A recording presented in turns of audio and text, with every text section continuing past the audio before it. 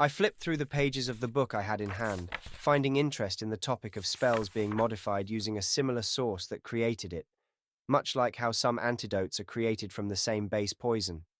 Oddly enough, the subject reminded me of the curious scribbles I first saw in the Undercroft years ago. Omenes didn't know what they were, but used it as a source of interest on why he chose ancient runes as an elective alongside arithmancy. But for me, however, I was more interested in the theory of magic in itself, not surprising as my father was the one who used to teach the subject before his untimely demise. Personally, I always thought it was a shame that the subject was only taught to first years before it was well glossed upon, until students decided to restudy the elective again on a more in-depth field in sixth year.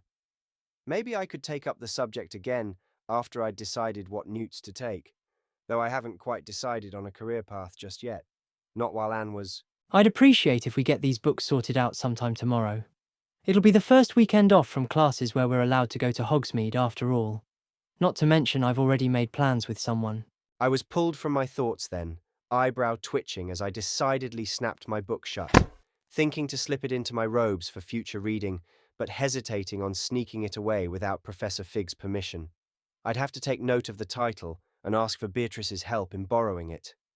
Now, evenly stacking it onto the pile of books I'd been organizing, I then leveled my gaze on the Ravenclaw prefect that was assigned to watch over my detention.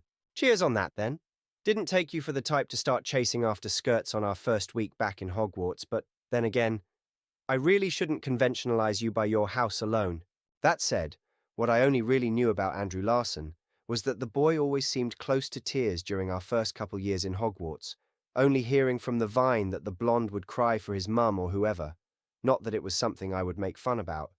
But then third year came around, and I'd kept hearing from Anne about a Ravenclaw keeper during her own Quidditch tryouts. Gone was the boy who only kept his head down during our shared classes, and in his place stood a taller boy who exuded a quiet confidence. I remembered not quite sitting straight as I watched my twin during her first official Quidditch match against Ravenclaw. Anne was doing her best beating the bludgers around and away from her teammates, but my fingers kept drumming against my thigh the whole game every time our house failed to score a quaffle through the hoops. Ultimately, despite our seeker being the one to catch the golden snitch during the round, we still failed to garner enough points to win against the competition, which only made for an even more unforgettable day once Imelda had a conniption in the common room right after, going on a rant about Ravenclaw's new golden keeper. I had the chance to observe how the other boy played, though, finding it uncanny how he somehow knew when and where the quaffle would be heading at, even dodging some ill-meaning bludgers headed his way, as if the Ravenclaw had known about it seconds away. Despite the hushed whispers of admiration since that day, though, Andrew Larson had remained amicable, with Omenes commenting he was one of the more pleasant Ravenclaws to ask for advice when it came to assignments, and even Anne would mellow down when she'd see the other boy nearby. But for me, there was just something about him I couldn't quite put a finger on. It was an uncanny feeling that made me decide it was best not to cross paths with him too often, which was also why I turned down Imelda's every demand to fill in for Anne's sudden absence from the previous term's last half of the Quidditch season. A seventh year was more than eager enough to take on Slytherin's vacant beta position anyway, which made me all the more relieved that the sport had been cancelled for the most part of this term, as I didn't think I'd be able to hold off Imelda's persistence in getting me to try out for the team. Hence why I inadvertently chose to take up dueling instead. I didn't have anything against flying in general, I just preferred to keep my feet firmly on the ground. In a way, it helped hone my concentration, predicting my opponent's next set of spells based on their body movement, though I may have admittedly been a bit distracted during my first duel with Beatrice. It's nothing like that. It's more like a study session and whatnot. Nothing more. Larson let out an awkward cough into his closed fist as he ducked behind the stack of books he was also helping to arrange, trying to hide his reddening ears. Yet I had already noticed all the same, prompting a smirk to form on my own features as I saw a sense of semblance of the once bashful classmate I knew of before the Ravenclaw had turned into the unflappable prefect that stood before me. Ah, of course, nothing like partaking in some tidbit of knowledge instead of just withholding it after all. Though I'd advise keeping your own set of secrets from the fairer folk, best to give them a sense of mystery. It was meant to sound teasing, But Larson already seemed prepared on a retort of his own. I'd say it's better to keep your personal proclivities to yourself, instead of sneaking other students into otherwise restricted areas. The resounding thud as the other boy placed a set of books was deafening as his gaze steadily met mine. This made me stand up straight from where I was first just casually leaning against the bookcase as I watched the Ravenclaw seemingly assess me. And here I thought you of all people would agree that knowledge should be without its limits. But there is wisdom in knowing when to push those limits, Sallow. That sigh was an all too familiar sound of exasperation I was tired of hearing at this point, as I tensely watched Larson then look away, rubbing at his forehead wearily. I know you're just trying to help Beatrice, but showing her your way of things might only end up getting you both in trouble the next time. My teeth audibly clicked together as I snapped my jaw shut, clenching and unclenching my hands at feeling that familiar wave of annoyance at being told what to do, to stop looking for a cure, that there was no other way to help Anne. Yet, my spiraling train of thought slowed at the sudden intrusion of an unfamiliar owl, hooting as it entered through an open window we'd left to air the dust out, watching it circle the room once before it landed near Larson to deliver a blue envelope. A letter. What were the chances that it was from Beatrice? I did not have a name for the bitter taste that thought left in my mouth. It seems you're excused from the rest of today's detention. What? That question came out harsher than I was intending, as my mind was still reeling from my previous thoughts.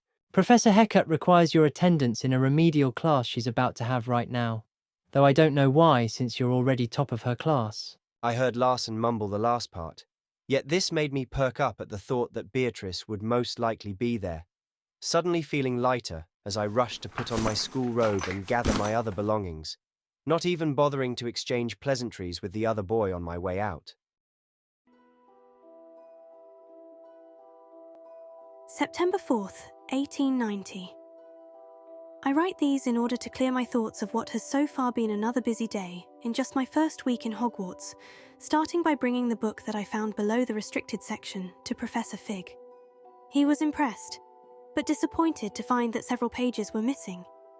He wants to study the book and see if he can glean any information from it, though he had to urgently leave for the ministry earlier, only urging me to focus on my studies in the meantime. But I think we are going to need those pages sooner rather than later. Still, I did as Professor Fig had told me and learned a bit more about the practical uses of D.A.D.A as I attended my herbology class, while also encountering a spot of trouble with an overly ripe mandrake. That said, Professor Garlick had then assigned me a classmate to demonstrate how to tend and deploy a ferocious type of flora, aptly called the Chinese chomping cabbage. They've proven their usefulness in a dire situation I've encountered, and if I take into consideration Leander's advice on how to train them, then I'm more than keen to figure out how to grow even more of these plants. After that, potions class was a slightly more challenging course, as I tried my hand in brewing my own batch of Wiggenweld potion, a concoction which I find comes in handy, especially with any future predicaments I might encounter. Keeping in mind how I need to find my own brewing station when the time comes, as well as know where to procure some of the ingredients Professor Sharp already had in order for me to brew an Edgerus potion. I think it would be more cost-effective on my end to find them in the wild instead. There was also the curious case of a boy using what I would presume would be legilimency on me. It was a jarring experience, yet didn't have any malicious intent from what I've sensed, so I just curiously observed, adding the fact that I've always seen him nearby Sebastian, so he must be a friend. Though it does seem concerning how he's being judged by his family's dark practices, from what I've garnered so far, especially from Natty, who, speaking of which, had asked to meet me in the nearby town of Lower Hogsfield, where she'd voiced her concerns about Ranrock and Rookwood pursuing me. Unfortunately, despite her wanting to come up with a strategy to help, I could not risk her safety by unwittingly divulging the strange magic they were after from me. I know she has her doubts, especially after seeing how I fought the Ashweniders we encountered, who were harassing an innocent bystander. But even though it pains me to keep any of my friends in the dark, their safety must come first until this is over with. In the meantime, I'll lessen the guilt by helping anyone I encounter along the way. Much like Nora Treadwell, who was the one being harassed while researching something called the Merlin Trials. I was able to help her solve the curious puzzle, and upon learning there was more out there, I should try and find out if I'd get any treasures out of solving any of them. Speaking of which, the lake is also an interesting place to explore, now that I've got a mermaid mask from a classmate named Grace. It gave me the ability to breathe and clearly see underwater while she asked me to retrieve her grandfather's lost astrolabe. Though ultimately, I'm glad I was able to bring her family a bit of closure around the fate of her grandparents. Lastly, I've been given a trail from a house elf named Scrope, who contacted me about the missing pages. He recalled his previous mistress, Apollonia Black, speaking of pages being ripped from a book, though my subsequent swim towards her private grotto, where he believes it was taken alongside a family ring, he was keen on finding ended up in vain. I secretly hung on to the deceased lady's journal in hopes to find out more about this Richard Jackdaw, who she lastly wrote about. Could he be the one who last saw those ripped pages? He did sell her family ring after all, and seemed to have chosen a muggle over her, though I am left with no additional clues on how to proceed from here. I hope Professor Fig wouldn't find fault in me starting my own investigation of the missing pages. I'm still keeping up with my studies as I sit here in my remedial class for D.A.D.A after completing my assignment of successfully dodge rolling and testing Incendio in the field. I'm more than quite excited for Professor Hecat to instruct me on using the disarming charm.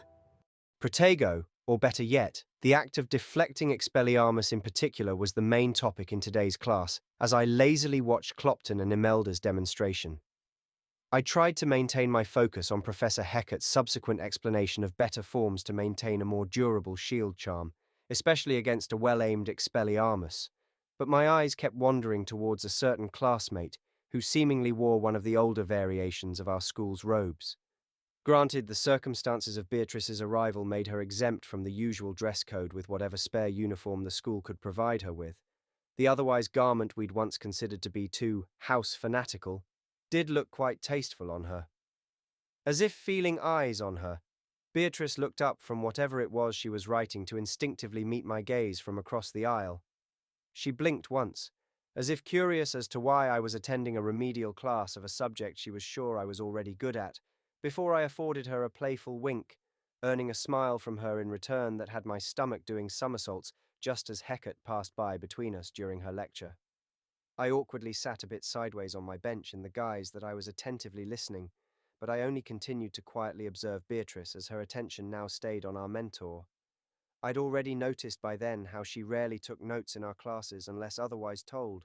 Her green eyes instead would intently focus on how a certain spell would first be executed before trying her hand at it next, which really says something on how quickly she picks up on spellcasting. What are the chances of Protego holding up against a dragon's fiery breath? Hearing that simple question muttered close to me, just as Hecat said the last of today's lecture, had me turning to my other side and see Sweeting eagerly jotting away on her notes based on our professor's academic explanation. While familiar with the Hufflepuff due to some of our shared classes, I wasn't quite sure how to gauge her prowess in D.A.D.A, as we're usually placed in different sections based on our mastery of a particular subject. However, that wouldn't stop me from sharing any input that might prove useful later on. Keep your wand firmly in front of your face, just inches enough away so it would be your arm that's facing the heat. Then plant your feet far apart as you brace your knees for the fume's impact. My answer stopped Sweeting from her writing, as she blinked up owlishly at me as if she wasn't expecting anyone to reply to her self-muttered thoughts. But there's also the possibility that a dragon might use their maw instead. Would a simple protection charm withstand even that? I shook my head as I proceeded to stand up. The trick is to never hesitate. One moment of reluctance could prove fatal in any form of defense. I reiterated as she followed me out of class, but not before noticing that her eyes momentarily strayed towards Beatrice, who was heading towards the front of the room where Hecat stood waiting, barely missing how Ogspire slipped a note into her blue robe as she passed. I hate to see any creature get put down like that, but trolls have no business in Hogsmeade. Sweeting's quiet comment had me raising my brows, But the Hufflepuff had already rushed off before I Well, could retort. thanks then, The Sallow. words caught in my tongue as my brows now furrowed at seeing who came to greet me just outside the classroom's door. And here I thought you had better places to be, Larson. Not until I've done my end of this bargain, Sallow.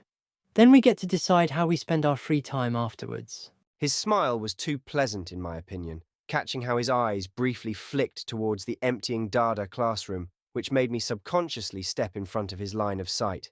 The better you help me in my detention, the soonest we can go our merry ways then. I crossed my arms in quiet retaliation as to what, or better yet, who, the other boy was hoping to meet just before then. My thoughts exactly. His smile now almost looked like a grimace, but his focus was now directed towards me, shaking his head as he turned around to lead the way. I relaxed then, trying to also get one last glimpse towards where Beatrice might still be, but the door to the classroom had already closed. Addendum. A curious note from Nellie after my extra D.A.D.A class had me interacting with their house ghost, nearly headless Nick. He seemed to have also gotten wind of the missing pages I was in search for, and wanted to help connect me to Richard Jackdaw's ghost, who, Sir Nicholas said, was back from his travels. Though to do so, I had to help him pilfer some rotten roast beef from the Hogwarts kitchen.